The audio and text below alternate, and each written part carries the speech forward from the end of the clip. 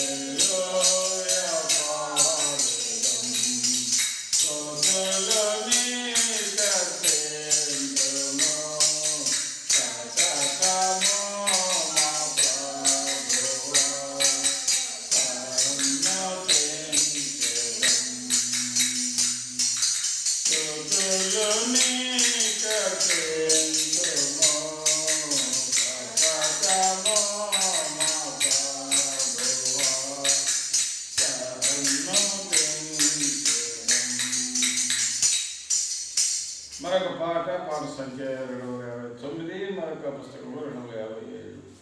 మేము భయపడము, ఇంకా మేము భయపడబడే పాట. పాట సంఖ్య 259, మరొక పుస్తకంలో 257. మేము భయపడము అనే పాట. మేము భయపడము, ఇక మేము భయపడము. ఏ కీడు రాదని యేసు చెప్పెను మాకు. ఏ కీడు రాదని యేసు చెప్పెను మాకు. మేము భయపడము, ఇక మేము భయపడము. దైవ భక్తులమైన మమ్ము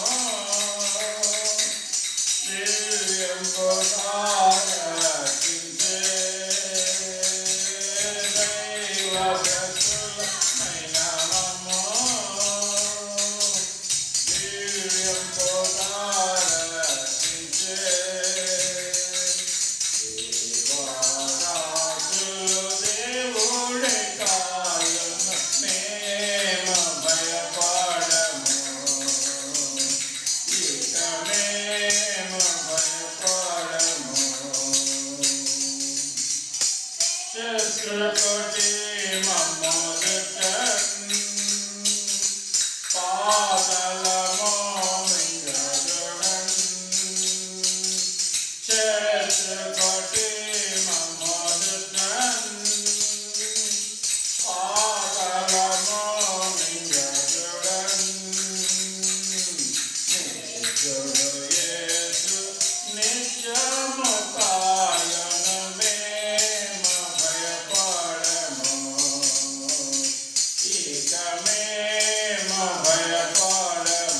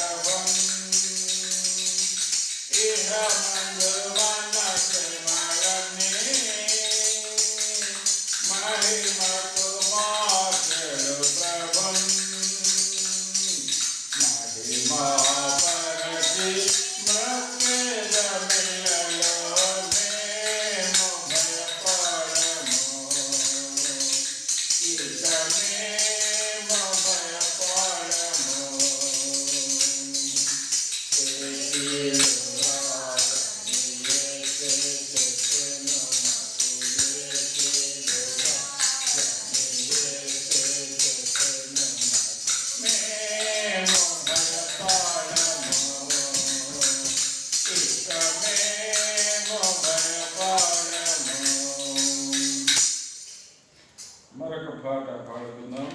పాట సంఖ్య 500. పాట సంఖ్య 500 మన పుస్తకంలో 494.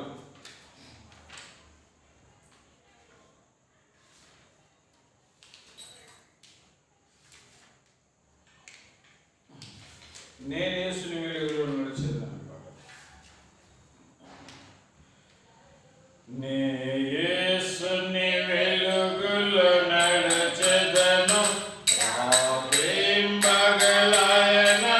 నడిచెదను, వెలుగు నడిచెదను, వెంబడించెదను, యేసుడే నా రక్షకుడు. నడిచెదనే ప్రభు యేసునితో, నడిచెదనే ప్రభు హాసముతో, శాంతిలో నుండంగా జయించును, యేసునే వెంబడించును. నే యేసుని వెలుగులో నడిచెదను, ప్రారంభపు చీకటిలో భయపడను, ఆత్మతో పాడుతూ సాగిపోదును, యేసుడే నా ప్రియుడు. నడిచెదనే ప్రభు యేసునితో, నడిచెదనే ప్రభు హాసముతో, శాంతిలో నుండంగా జయించును, యేసునే వెంబడించును.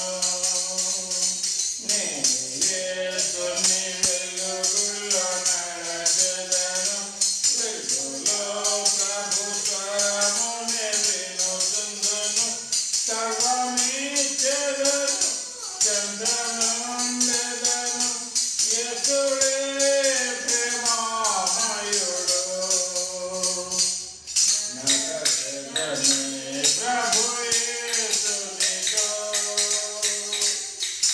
నడిచెదనే ప్రభు హాసముతో, కాంతిలో నుండంగా జయించును, యేసునే వెంబడించును.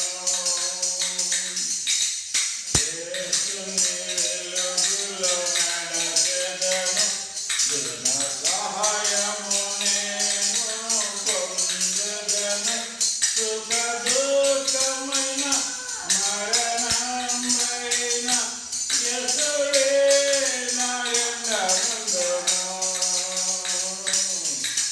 నడిచెదను ప్రభు యేసునితో, నడిచెదనే ప్రభు హాసముతో, శాంతిలో నుండంగా జయించును, యేసునే వెంబడించును. నే యేసుని వెలుగులో నడిచెదను, నా దృష్టిని ప్రభుపై నుంచెదను, శివ ధ్వజముని బట్టి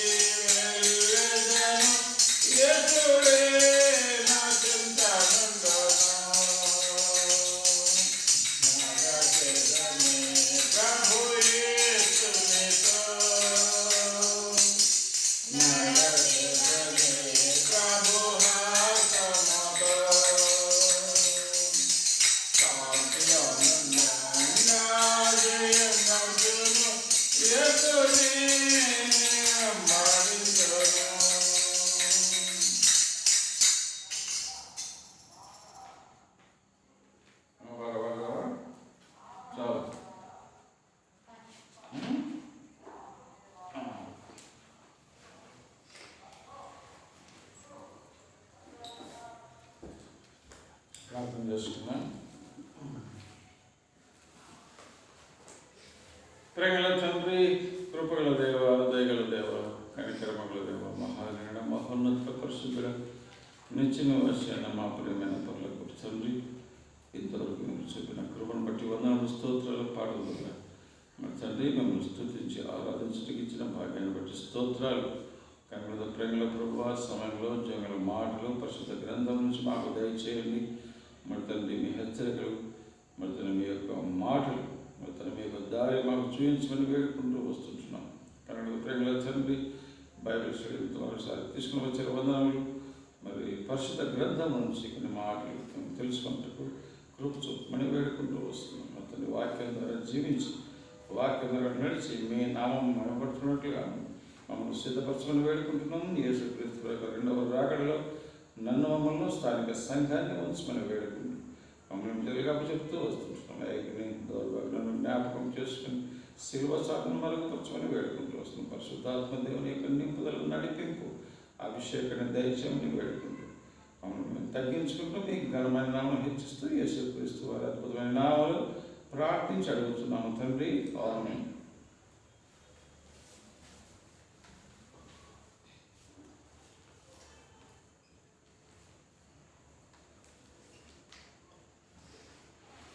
పరిశుద్ధ గ్రంథం నుంచి మన కొత్త కాలం నుంచి సంఘము అనే అంశం తీసుకున్నాము.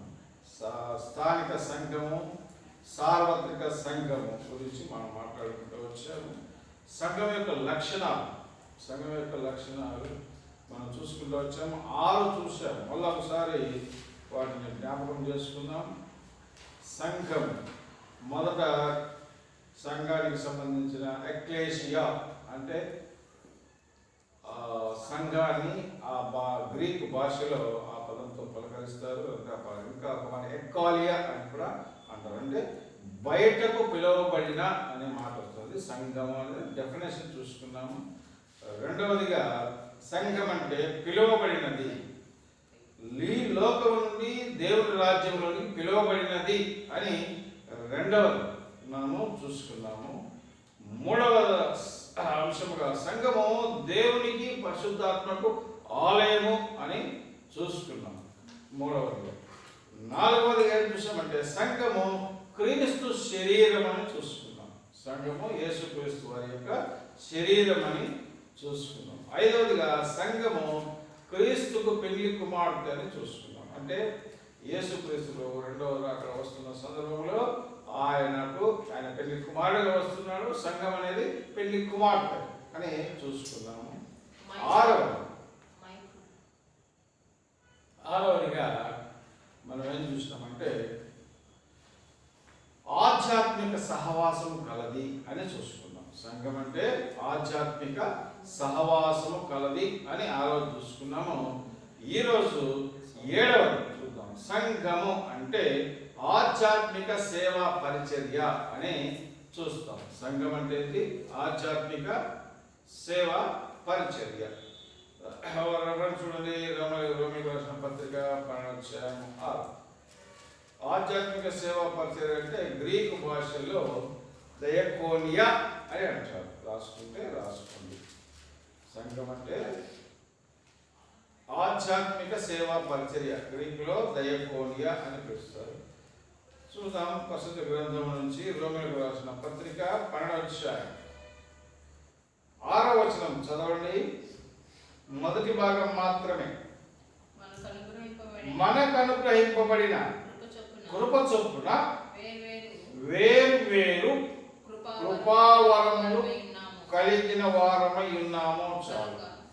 ఇది ఈ భాగంలో ఏమంటే ఆధ్యాత్మిక సేవా పరిచర్య అంటే కృపావరములు, రకరకాల కృపావరములు ఇచ్చినాడు దేవుడు. ఎట్లా? పరిశుద్ధాత్మ అనుగ్రహించే వరాలు.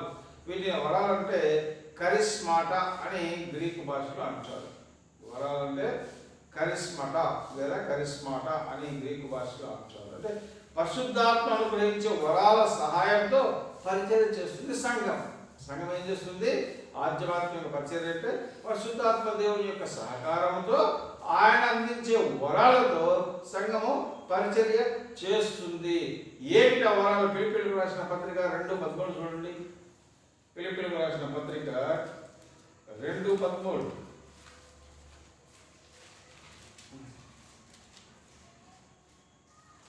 ఫిలిప్పీ 2:13 ఎందుకనగా మీరు ఇచ్చేయించుటకును కార్యసిద్ధి కలుగజేసుకొనుటకును చాలు, మాకు అంతే కావాలి.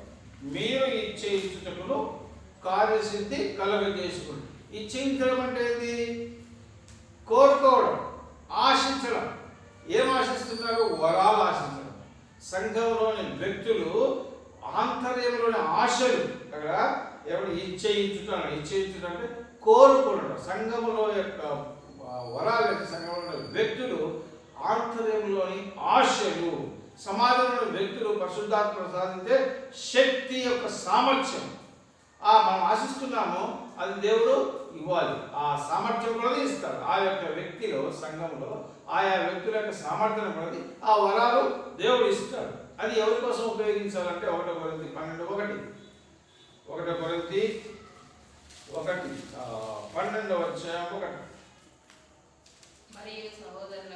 బాగా గమనించండి. 12:1 మరియు సహోదరులారా ఆత్మ సంబంధమైన వరములను గూర్చి మీకు తెలియకుండుట నాకు ఇష్టం లేదు. చాలు. ఆత్మ సంబంధం వరాలు, పరిశుద్ధాత్మ దేవుని యొక్క వరాలు చాలా ప్రాముఖ్యం. ఇక్కడ ఆత్మ అనే పదం మామూలు పదంలో రాయబడింది, పెద్ద అక్షరాలతో లేదు. పరిశుద్ధాత్మ దేవుడు మనకు అనుగ్రహించిన తర్వాత మన వరం, మన ఆత్మకు సంబంధించిన పదం. ఆత్మ సంబంధమైన వరములు అది వ్యక్తిగతంగా ఆయా వ్యక్తుల సామర్థ్యాన్ని బట్టి దేవుడు ఇస్తాడు. దేనికోసం ఇస్తాడంటే దేవుని ప్రజలను నిలబెట్టడానికి, దేవుని ప్రేమను ఇతరులకు చూపించడానికి ఈ వరాలు ఆది సంఘంలో ఇవ్వబడ్డాయి. ఆది సంఘం అంటే 1వ శతాబ్దపు సంఘంలో అప్పుడున్న ప్రజలకు, శిష్యులకు లేదా అలాంటి శిష్యులకు లేదా భక్తులకు ఈ వరాలు ఇవ్వబడినాయి. పరిశుద్ధాత్మ దేవుడు దిగడము, భాషలు రావడము, రకరకాల భాషలతో మనం మాట్లాడటము, స్వస్థపరిచే వరము, ప్రవచన వరము, భాషలు మాట్లాడే వరం, ఇవన్నీ అప్పుడు ఇవ్వబడ్డాయి. ఇవన్నీ అవి దేనికి ఇవ్వబడ్డాయంటే ప్రజలను నిలబెట్టడానికి, దేవుని ప్రజలను నిలబెట్టడానికి, దేవుని ప్రేమను ఇతరులకు చూపించడానికి ఆదిమ సంఘంలో ఇవి వాడబడ్డాయి. చూడండి 1 కొరింథీ 1:3 అప్పట్లో ఆ ప్రజలు ఏమనుకునేవాళ్ళు అంటే 1:3 మన తండ్రి అయిన దేవుని నుండి ప్రభు అయిన యేసు క్రీస్తు నుండి కృపా సమాధానం మీకు కలుగును గాక. ఇక్కడ ఏం రాయబడుతుందంటే ఆనాటి సంఘంలో ప్రభు యేసుక్రీస్తు పోయినాడు కదా, పరలోకానికి వెళ్ళిపోయిన తర్వాత తిరిగి వెంటనే వస్తాడు అనే ఆ ఆలోచన వాళ్ళకు ఉండింది. వెంటనే ఇప్పుడే వచ్చేస్తాడు, ఇప్పుడే వస్తాడు, ఈ వారాలన్నీ ఇప్పటికే మనకు సరిపోతాయి అనే ఆలోచన వాళ్ళకు ఉండింది. తిరిగి అంటే ఈ వరాలు దేనికి ఉద్దేశించాలంటే యేసుక్రీస్తులో తిరిగి వచ్చేంత వరకు ఈ వరాలన్నీ కార్యసాధకాలుగా ఉపయోగపడాలి. అది దేవుని యొక్క ఆకాంక్ష. కార్యసాధకాలు అంటే భాషలు వస్తాయి అనుకున్నాం. భాషలు వస్తే ఇతరులతో మాట్లాడు, భాషలు కొత్త వ్యక్తులు వచ్చినప్పుడు వాళ్ళతో వారి భాషతో మాట్లాడు, వాళ్ళు ఆశ్చర్యపోతారు. వాళ్ళు ఆశ్చర్యపోతే ఏమి ఈ సంగతి ఎక్కడ తెలుసు?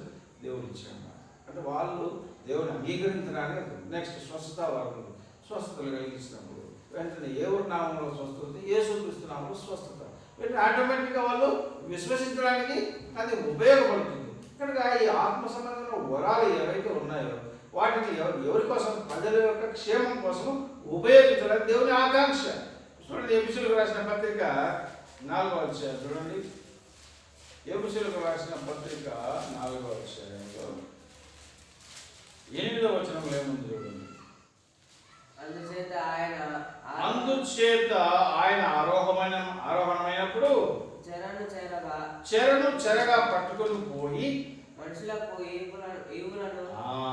ఏమి ఇచ్చినాక ఈవులు అంటే వరాలు, మనుషులకు వరాలను గ్రహించినాడు. వరాలు అంటే ప్రజల మధ్య పరిశుద్ధాత్మ యొక్క దేవుని కృప, పరిశుద్ధాత్మ యొక్క శక్తి, పరిశుద్ధాత్మ యొక్క ప్రేమలు వారి వ్యక్తిగత జీవితంలో, కుటుంబాల్లో, మరి సంఘములో అవి ఉండడానికి, లేదా గృహాల్లో, బహిరంగ సభల్లో కూడా అవన్నీ రావడానికి దేవుడు అప్పుడు అనుగ్రహించాడు ఆ వరాలను. అప్పుడే మనం టెలివిజన్లో చూడొచ్చు, స్వస్థత పెరుగుతూ ఉంటాయి.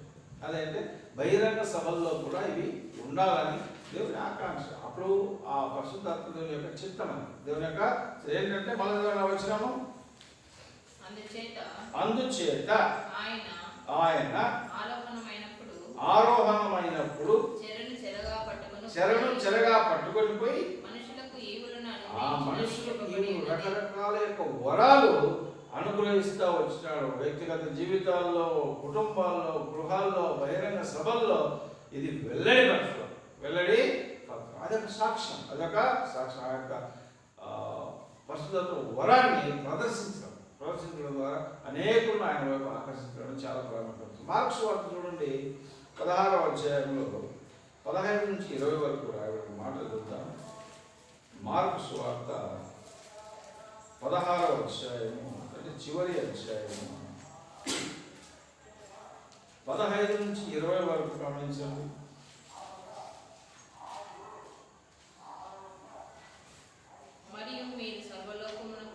ఏం చెప్తున్నాడు?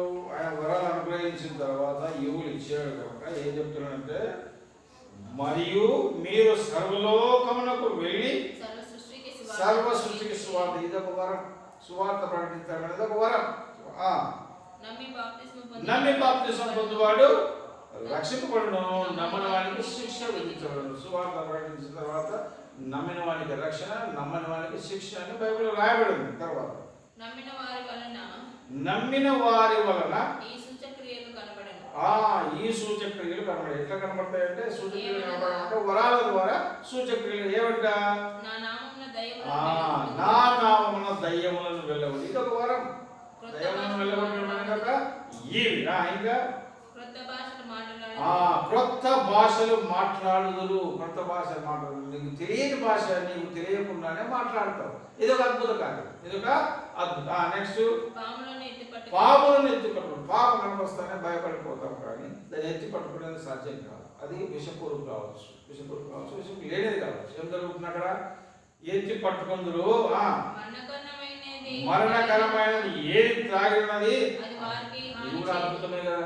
ఇది కూడా విషం తాగినా ఏమీ లేదు, పురుగుల తాగినా ఏమీ. ఇది ఒక అద్భుతం. అంటే ఈ కార్యాలన్నీ దేనికోసం అంటే ప్రజలను నమ్మేటట్లు చేయడానికి. ఇంకా రోగుల మీద చేతులు ఉంచినప్పుడు వారు స్వస్థత. ఇవి ఇన్ని జరుగుతాయంటే, ఇవన్నీ ఈవులు, ఇవన్నీ వరాలు ఎవరి కోసం ఇస్తున్నట్టే అసాధ్యాలు, అసాధారణమైన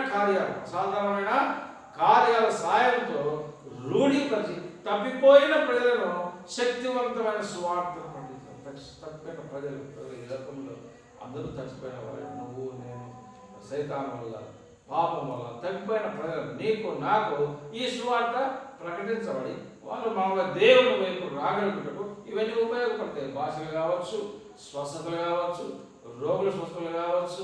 మరొకటి ఇంకేంటో పాములను పట్టుకోవడం అంటే మరణకరమైన, ఏమి తాగినా ఏమి తిన్నా ప్రమాదము ఉండదు. గమనించిన పౌలు గారు అలా ఆయన ప్రయాణంలో ఒక దీవిలో పోయినప్పుడు పాము చెయ్యి పట్టుకుంది. అక్కడ ఉన్న వాళ్ళంతా చూసి ఇంకెంత చనిపోతాడు అనుకుంటే ఆయన పౌలని ఇది ఎదిరించేసి అగ్నిలో పడేస్తాడు. వాళ్ళ కానీ ఇదేంటి, నేను చావలేదేమో. అప్పుడు ఆశ్చర్యపోతాడు. ఆయన పౌరుని ఏమనుకుంటాడు? దేవత అనుకుంటా ఉన్నాడు. ఇతనేదో కొంత అద్భుతమైన వ్యక్తి అనుకుంటాడు. కాదు. దాన్ని చూసి వీళ్ళందరూ వీళ్ళేదో ప్రత్యేకమైన వ్యక్తులు. ఆ ప్రత్యేకత చూపించాలి. అదే సంఘం యొక్క బాధ్యత. ఇవన్నీ మనము చేయగలగాలి. ఎందుకంటే లిస్టు చూడండి. సూచక్రియలు, దయాలు వెలువడము, కొత్త భాషలు మాట్లాడము, పాములు ఎత్తుపట్టుకోవడం, పండగ ఏది తాగినా అది ప్రమాదం కాకపోవడము, ఇంకా రోగులను చనిపోతుంది. వీటిలో ఏమి చేయకపోయినా కూడా సంఘం అనేది అభివృద్ధి జరగదు. ప్రత్యేకమైన సంగతి కావాలి. లేకపోతే సంఘ అభివృద్ధి జరగదు. అట్లా ప్రజలను మనము దేవుని వైపు ఆకర్షించలేము. చూడండి ఇంకో అపొస్తలుల కార్యములు 14 చూడండి. అపొస్తలుల కార్యములు 14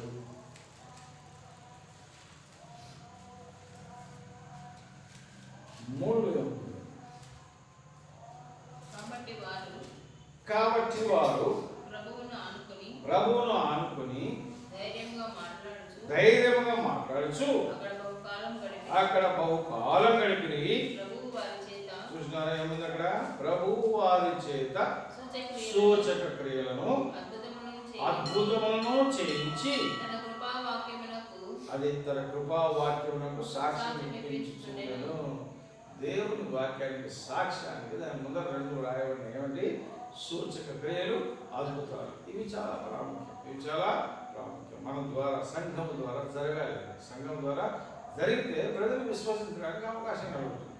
కనుక ఇది చాలా ప్రాముఖ్యం. సంఘం యొక్క బాధ్యత అయితే ఆధ్యాత్మిక సేవా పరిచర్యలో ఇది భాగం. ఆధ్యాత్మిక సేవా పరిచర్యలో ఇది ఒక భాగం. 1 తిమోతి 1:5 చూద్దాము. ఏమంటాడు? 1 తిమోతి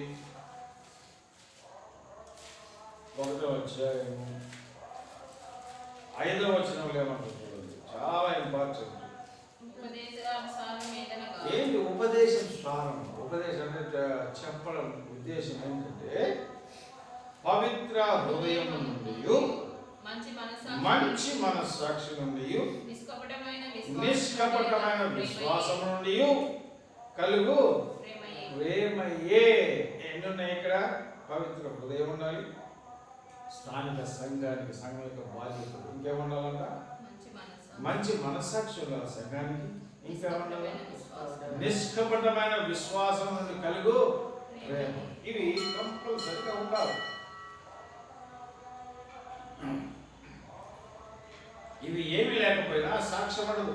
సాక్ష్యం లేకపోతే ప్రజలు దేవుని విశ్వసించడానికి మనం ఆటంకంగా ఉండే అవకాశం ఉంటుంది. చూడండి 2వ తిమోతి 2:22లో 2వ తిమోతి 2:22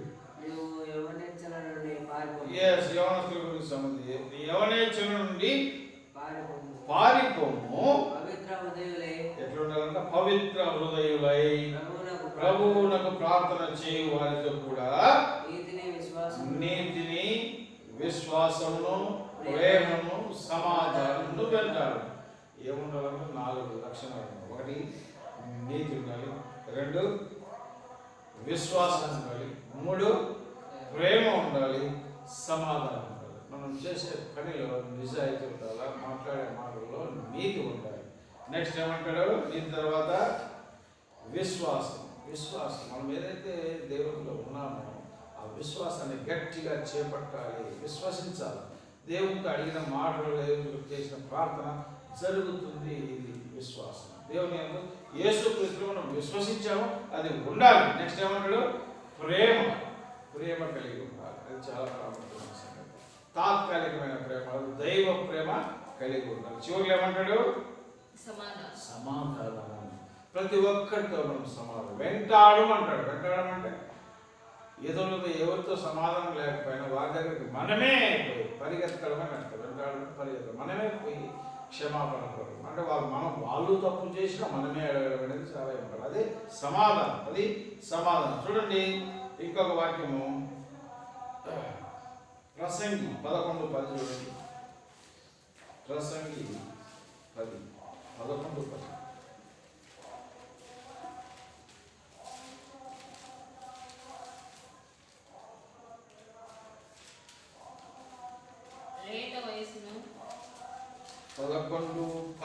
లేత వయస్సును నడిప్రాయమును గతించిపోనవి కనుక నీ హృదయంలో నుండి వ్యాకులను తొలగించుకో. పరిశుద్ధంగా ఉండు, నీ దేహమును చెరుపుదాన్ని తొలగించుకోవాలి.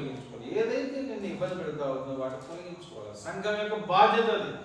వ్యక్తిగతంగా, కుటుంబంగా, గృహాల్లో సంఘం యొక్క బాధ్యత చాలా ప్రాముఖ్యమైన సంగతి. 2 కొరింథీ 7:1 చూడండి. 2 కొరింథీ 7:1 ప్రియులారా మనకు ఈ వాగ్దానములు ఉన్నవి గనుక దేవుని భయముతో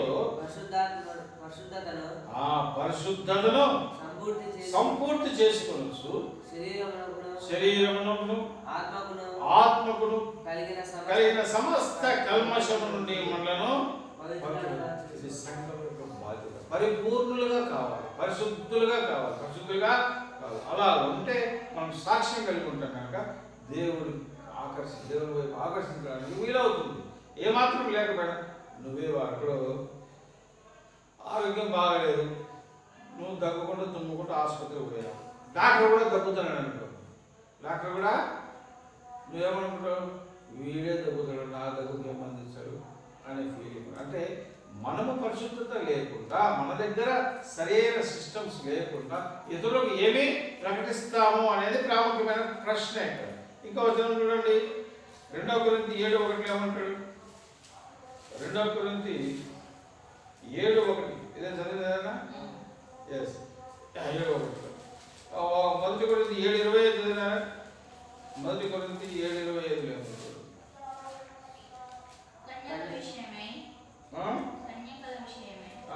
ప్రభు యొక్క ఆజ్ఞ నేను పొందలేదు గాని నమ్మకమైన వారిని ఎన్నుటకు ప్రభు వలన సంతానం పొందిన వారిని నా తాత్పర్యం చెప్పుచున్నాను. దాని ముందు 24 సహోదరులారా ప్రతి మనుషులను ఏ స్థితిలో పిలువబడినో ఆ స్థితిలోనే దేవునితో ఎట్లున్నారంట? సహవాసం కలిగి ఉండాలి. సహవాసం ఒక చాలా ప్రాముఖ్యమైన సంగతి. దేవునితో సంఘము దేవునితో సహవాసం కలిగి ఉండాలి. సహవాసం లేకుండా దేవుని సహవాసాన్ని ఎదురు ఎలా పిలుస్తాం? ఇది సాధ్యమే. 2 కొరింథీ 4:2 చూడండి. 2 కొరింథీ 4:2 సంఘం ఎలా ఉండాలంటే ఎట్లా ఉండకూడదు? కుయుక్తిగా నడుచుకొనక దేవుని వాక్యము వంచనగా బోధించవద్దు, సత్యమును ప్రత్యక్షపరచడం వల్ల ప్రతి మనుష్యుని మనస్సాక్షి ఎదుట అదొక సంఘం యొక్క సాక్ష్యం. మేమే అంటే ఆ స్థానిక సంఘం ఆనాడు వాళ్ళు ఎలా ఉన్నారు కొరింథీయులకు చెప్తా, మమ్మల్ని మేమే దేవుని సముఖమందు మెప్పించుకొనుచు అది అవమానకరమైన కార్యములను, రహస్య కార్యములను విసర్జించి ఉన్నాము. ఏవైతే దేవునికి వ్యతిరేకంగా ఉన్నారో వాటిని ఏం చేస్తున్నట? విసర్జించి ఉన్నాము. 1 తిమోతి 6:20 చూడండి.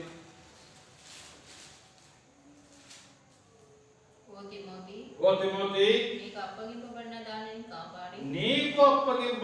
దానిని కాపాడి అపవిత్రమైన ఒట్టి మాటలు మాట్లాడకూడదు. జ్ఞానమని అబద్ధముగా చెప్పకుండా విపరీత వారములకు దూరముగా ఉండదు. సంఘం యొక్క లక్షణం వరాలే కాదు, ఈ విధంగా బాధ్యత కలిగిన వారు ఇష్టానుసారంగా జీవించడానికి వీలు లేదు. ఖండితంగా చెప్తున్నాడు, అపవిత్రమైన ఒట్టి మాటలకు ఎట్లా ఉండాలంట? దూరము పడాలి. చూడండి 2 తిమోతి 1:3 ఏమంటాడు?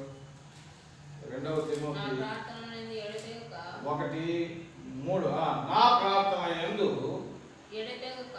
ఎడతెగక జ్ఞాపకం చేసుకోవచ్చు, నీ కన్నీళ్లను తలుచుకొని సంపూర్ణ ఆనందం కలుగుటకై నిన్ను చూడవలన రేయింబగళ్ళు అపేక్షించు నీ యందు నిష్కపటమైన విశ్వాసం. చాలా ఇంపార్టెంట్. విశ్వాసం చదువుకున్నాము, అది ఎటువంటి విశ్వాసం ఉండాలా? నిష్కపటమైన విశ్వాసము. ఇంకా నా పితరాచార ప్రకారం నిర్మలమైన మనస్సాక్షితో చాలా మనకు అవసరం లేదు. నిష్కపటమైన విశ్వాసం సంఘానికి ఉండాలి.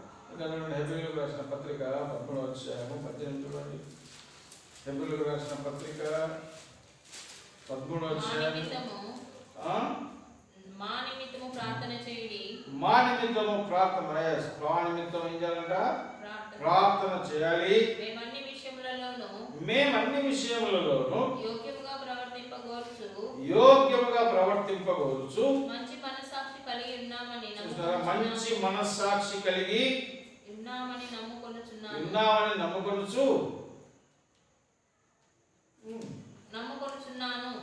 నమ్ముకుంటున్నాం. అంటే వాళ్ళు ఎలా ఉన్నారంట, మా విషయం ప్రార్థన చేయాలంటే మా సంఘాన్ని ప్రార్థన చేయాలి, మేము అన్ని విషయంలో ఎట్లున్నారు వాళ్ళు యోగ్యముగా ప్రవర్తింపకోరుచు, యోగ్యంగా ఉండాలి అనేది చాలా ప్రాముఖ్యమైన సంఘం. చివరిగా ఒక మాట చూడండి, అపొస్తలుల కార్యములు 24:16 ఏమంటాడు, 24:16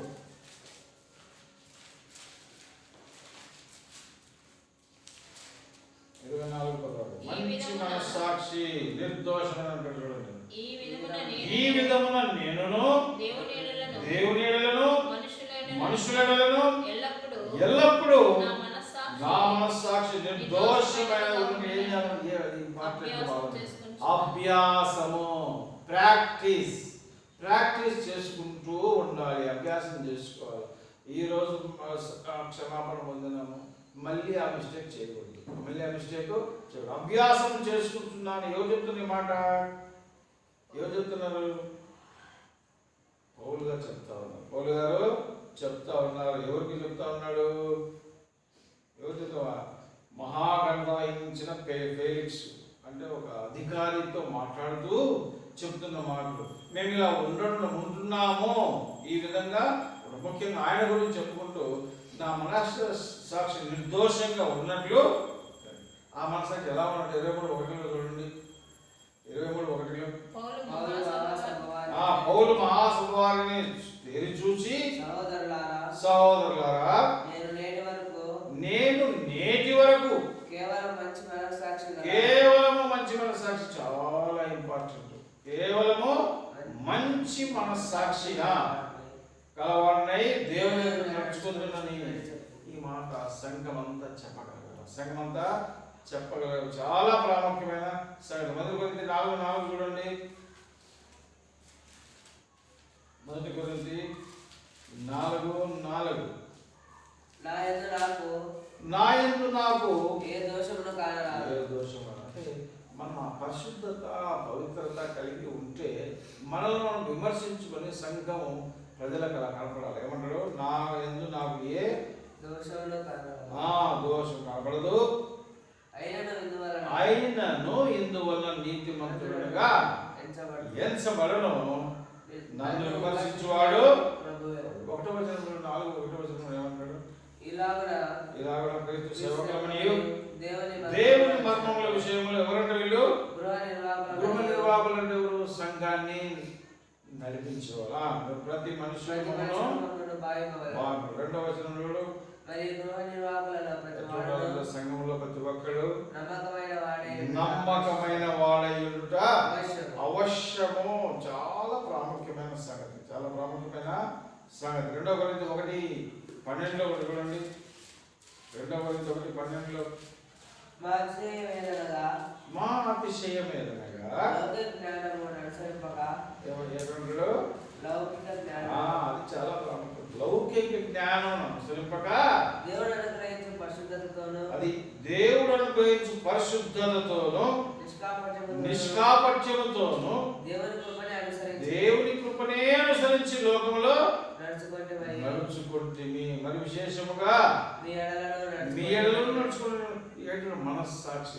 చాలా చదువుకున్న మాటలలో మనస్సాక్షి గురించి చెప్తాను. మంచి మనస్సాక్షి, నిర్మలమైన మనస్సాక్షి, దేవుని ఎదుట అది కలిగి ఉంటాం. అది కలిగి ఉంటే మనకు మంచి సాక్ష్యం కలిగి ఉంటాం. కనుక దేవునితో మనము ఆ సంబంధం కలిగి ఉంటాము. నాకు ఇప్పుడు వరాలు ఉన్నంత మాత్రాన నీ దగ్గర సరి అయిన పరిస్థితి లేకపోతే ఏమీ కాదు. కనుక దేవుని వరాలు నిర్లక్ష్యంగా ఉపయోగించడానికి కాదు. స్వస్థత వరం కావచ్చు, రోగులను స్వస్థపరిచే సంగతి కావచ్చు, తర్వాత భాషలు మాట్లాడేది కావచ్చు, రోగాలు ఏదైనా కానీ వరాలు ఏమైనప్పటికీ ఆత్మ సంబంధమైన వాళ్ళు ఎవరికి ఉపయోగపడాలి? ప్రజలకు ఉపయోగపడాలి. మనుషుల అవసరాలు తీరుస్తూ ఉండడం చాలా ప్రాముఖ్యమైన సంగతి. మనుషుల అవసరాలు తీరుస్తూ ఆత్మకు అనుకూలముగా వారిని బలపరుస్తూ, ఆత్మీయంగా వాళ్ళని బలపరుస్తూ వారిని కట్టడం, ఇది చాలా ప్రాముఖ్యమైన సంగతి. వారిని కట్టాలి, ఇంకా పరిపూర్ణులుగా చేయాలని మరొకసారి చివరిగా చూడండి. 1 తిమోతి 5:1-5 పరిపూర్ణులుగా చేయాలి. 1 తిమోతి 1:5 ఉపదేశ సారమేమనగా పవిత్ర హృదయం నుండి అది చాలా మంచి మనస్సాక్షి, చాలు నిష్కపటమైన విశ్వాసం, ఇవన్నీ చాలా వీటన్నిటి మనం అభ్యాసం చేసుకోవాలని చాలా ప్రాముఖ్యమైన సార్. అభ్యాసం ఇవన్నీ చేయడం వల్ల పరిపూర్ణులుగా మాట్లాడాలి. మనము పరిపూర్ణులుగా ఉంటే ఎదురు మనము ఆహ్వానించగలము, వారికి ప్రకటించగలము. ఇది చాలా సంఘం యొక్క బాధ్యత. అంటే ఆధ్యాత్మిక సేవ పరిచర్య, ఆధ్యాత్మిక మనుషుల అవసరాలు తీర్చాలి. మనుషుల అవసరాలు ఎవరికి ఫర్ ఎగ్జాంపుల్ బైబిల్లో రాయబడింది, వస్త్రం లేని వారికి వస్త్రం. చూడండి, ఉపవాస ప్రార్థన అంటూ ఉంటారు. ఉపవాస ప్రార్థనకు డెఫినేషన్ ఏం రాయబడింది చూడండి, 58వ అధ్యాయము ఉపవాసం గురించి రాయబడిన మాటలు చూడండి. 5వ వచనం చూడండి. దానికంటే ముందు 3వ వచనం యెషయా గ్రంథం 58 చెప్పినారు. యెషయా గ్రంథము 58 చూసినారా, ప్రశ్నిస్తా ఉన్నారు. మేము ఉపవాసం చూడగానే దేవుని అడుగుతా ఉన్నారా? ఉపవాసం ఉంటే ఆయాసం వస్తుంది, కష్టం వస్తుంది, ఆకలి అవుతుంది. నువ్వు ఎందుకు చూడమని దేవుని అడుగుతా ఉన్నారు అని అందరూ మీరు చాలా 4వ వచనం, మీరు కలహపడచ్చు, కొట్లాడుతూ, వివాదము చేయొచ్చు, అన్యాయంగా గుద్దులాడచ్చు, అంటే అనవసరంగా మాట్లాడుతూ కొట్లాడటమా, ఉపవాసం ఇవన్నీ చేస్తా. ఏం చేస్తున్నారు? ఉపవాసం. కనుక ఏమంటాడు, మీ కంఠధ్వని పరమున వినబడినట్లుగా మీరు ఇప్పుడు ఉపవాసము ఉండరు. అట్టి ఉపవాసం నాకు అనుకూలమా? క్వశ్చన్ చేస్తానా? అదంతా వద్దు కానీ ఏమంటే 6వ వచనం, దుర్మార్గులు కట్టిన కట్లను విప్పుటయు, కాడిమాను మోకులు తీయుటయు, బాధింపబడిన వారిని విడిపించుటయు, ప్రతి కాడిని విరగొట్టుటయు ఇది దేవుడు ఏర్పరచుకున్న ఉపవాసం. ఇంకేమంటాడంటే 7వ వచనంలో చూడండి, నీ ఆహారం ఆకలి పడిన వారికి పెట్టుట, నీ రక్త సంబంధికి ముఖము తప్పింపకుండుట, దిక్కుమాలిన పేదలను నీ ఇంట చేర్చుకొనుట, వస్త్రహీనుడు నీ కనబడినప్పుడు వానికి వస్త్రం ఇస్తుట. ఎన్ని పాయింట్లు చూడండి. ఇదే ఇది అంత లాస్ట్ లైన్ చూడండి. ఇదే కదా నాకు ఇష్టమైన ఉపవాసం. ఇది చేస్తే దేవుడు సంతోషపడతారు. కానీ మనం అన్నం మానుకొని, తిండి మానుకొని ఉపవాస ప్రార్థన చేస్తే లాభం లేదని ఆడ చెప్తా ఉన్నాడు. అవి కాదు ఉపవాస ప్రార్థన, అది చేయాలి, అది వేరే సంగతి. కానీ ఇక్కడ ఉపవాసానికి సంబంధించిన డెఫినేషన్ ఇస్తాం. ఎన్ని ఉన్నాయి అక్కడ? ఆహారం ఆకలి వానికి పెట్టాలి. నెక్స్ట్ రక్త సంబంధిక దగ్గర బంధువులు కనిపించినప్పుడు దూరంగా ఉండకూడదు, ముఖము తప్పించకూడదు అంటాడు. ముఖము తప్పించకూడదు. ఇంకా అంటాడు, దిక్కు దివాణం లేని బీదలైన వారిని నీ ఇంట చేర్చుకో. ఎవరైనా బీదలు ఇంట్లో చేస్తున్నా బయట గేట్ కడుపు రాలేదు కదా. కానీ దేవుడు ఏం చెప్తాడు, ఇంత చేర్చుకొని ఉంటాడు. అంటే ఏంటాడు, పరిచయం సమరయుడు ఏం చేసినాడు, సంబంధం లేదు, ఎవరో దొంగలు కొట్టిపోతే అంత పరిచయం చేసి హోటల్కి తీసుకుని పోయి లేదా హాస్పిటల్కి తీసుకుని పోయి పెడతారు. అంటే అతనికి సంబంధం లేదు, ఎవరో వ్యక్తి. మనము ఆ పని చేయలేము. కనుక అది చేయాలంటే అవన్నీ ఇంకా ఉంటాడు చూడండి. వస్త్రం లేని వాడు కనపరిచినప్పుడు ఏమి చేయాలా? వెంటనే చేయాలా. ఇవన్నీ అప్పుడప్పుడు యూట్యూబ్లలో కూడా చూస్తూ ఉంటాం. యూట్యూబ్లలో మనం షార్ట్స్లలో అబ్జర్వ్ చేయొచ్చు. లాంటివన్నీ అలా చూపిస్తూ ఉంటారు. అంటే అలా చేయండి అని వాళ్ళు ఒక సలహాలాగా చూపిస్తారు. బైబిల్లో ఉన్న మాటలు వాళ్ళు చేస్తూ ఉంటారు. ఇదే కదా